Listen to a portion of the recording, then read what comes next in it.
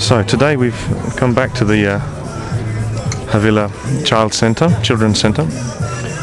What we wanted to do, it's a Sunday, and what we wanted to do was to really demonstrate what the problems that the centre's having to face in terms of actually the building,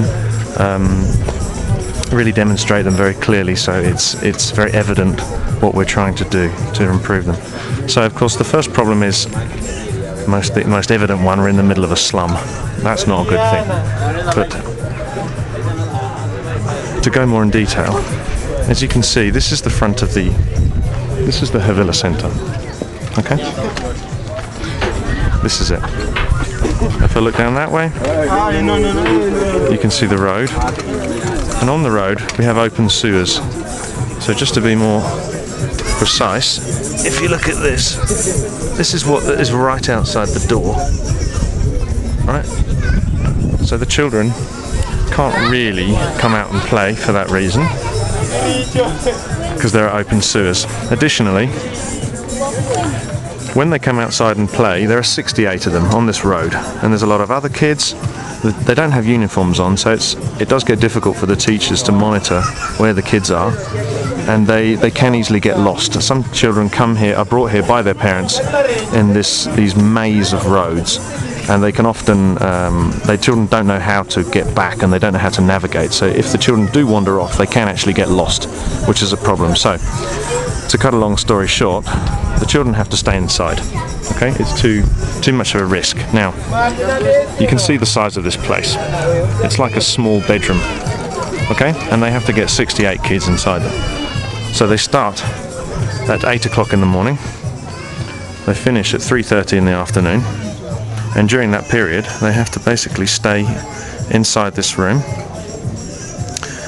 with 68 of them. So, where are the problems in that? One of the problems is that certain children need to sleep. So, imagine keeping 68 children in this space, and some of them need to sleep. What they do is basically they lay down on the desk, they sit down. Could you ask the little girl to sit down? Yes, please, if you could. So what they do is they sit down and they sleep, like that. Of course, some of them want to sleep, some of them don't. The ones that don't wake up the ones that do want to sleep. Thank you.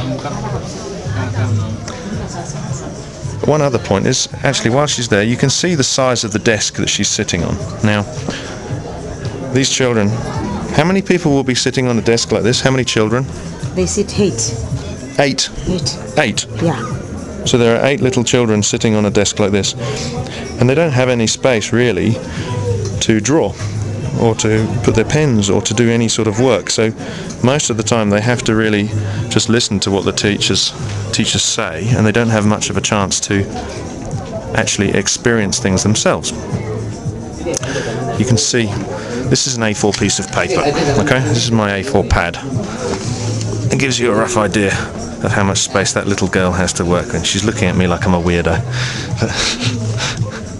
That gives you the idea of the space they have. What else? I will go and have a look at the next building and carry on the report.